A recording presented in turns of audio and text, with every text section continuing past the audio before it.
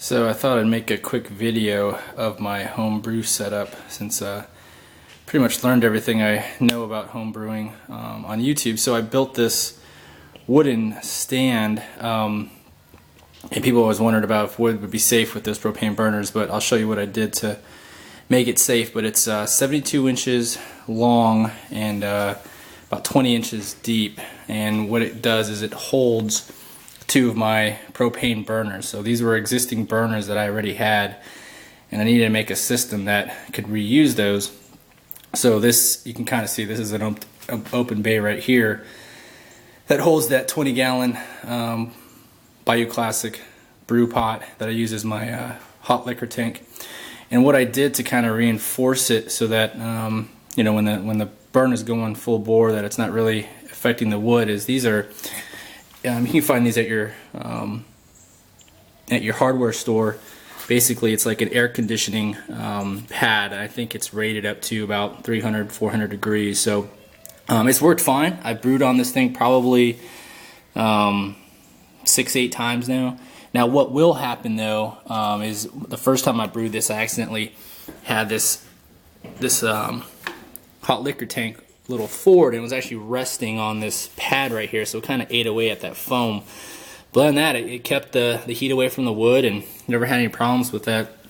Same thing on this side. Now, what I did on this side though was to add with those air conditioning duct covers, I added this I think it's a stainless steel tin, or maybe this is aluminum, that again you can find at a hardware store, and I just used tin snips to cut at that. So kind of like a flash guard, so that way when I'm standing over this, any heat that's resonating from outside of there, you know, kind of doesn't interfere with anything. But this is just regular pressure treated lumber. These are 4x4 posts. Put some casters on the bottom so it's easy to wheel around in my garage. And I think the rest right here, this is just regular 2x4, maybe 1x4. To kind of create the frames, and then 2x4 on the inside for supports. And then just took my pump, my two pumps, my March pump right there, and then I have this cheap pump that I bought online. It took a while to come in, but it actually works fine because I use that just to kind of recirculate my water from the hot liquor tank, sparging into my cooler. I'm using just a regular cooler right now with a false bottom there, and then using for sparging kind of just this hose that comes down. It is really good to just kind of, that rests on top of the grain bed. I never had any problems with channeling or anything, and so I'm using my quick disconnect silicone hoses to connect to that, and I added those hooks right there.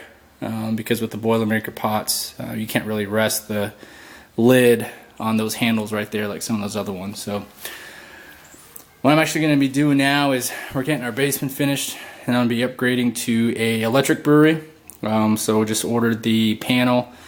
I'm going to be upgrading to, I'm going to be turning my boil kettle into a mash tun, and just ordered a new 20-gallon brew pot that should be coming in hopefully next week, but it's probably going to take about a month to get all the electrical run for the electric brewery. So in the meantime, and then eventually that will be a Herm system as well. But in the meantime, this is just a standard system. I'm just using, you know, infusion mash to kind of, and that holds, actually that cooler holds the mash perfect for whether it's a 60-minute or a 90-minute mash schedule.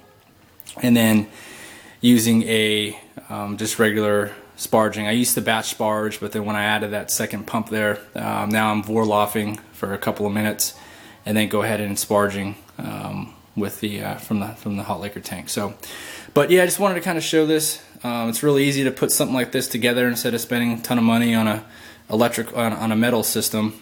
It keeps the heat away from the wood, so as long as you're spacing stuff out pretty good, you're not going to have any problems. I haven't had any problems in regards to catching this wood on fire. So altogether, I think it cost me maybe, I don't know, 40 bucks, 50 bucks worth of material, if even that. So, but hopefully stay tuned to this. I might go ahead and film my brew session tomorrow, making a Belgian Pale, which is kind of like a Rare Voss clone that won me a couple of silver medals in some homebrew competitions. I think I'm going to brew that tomorrow. I hope you enjoyed the video. If you got any questions, please let me know.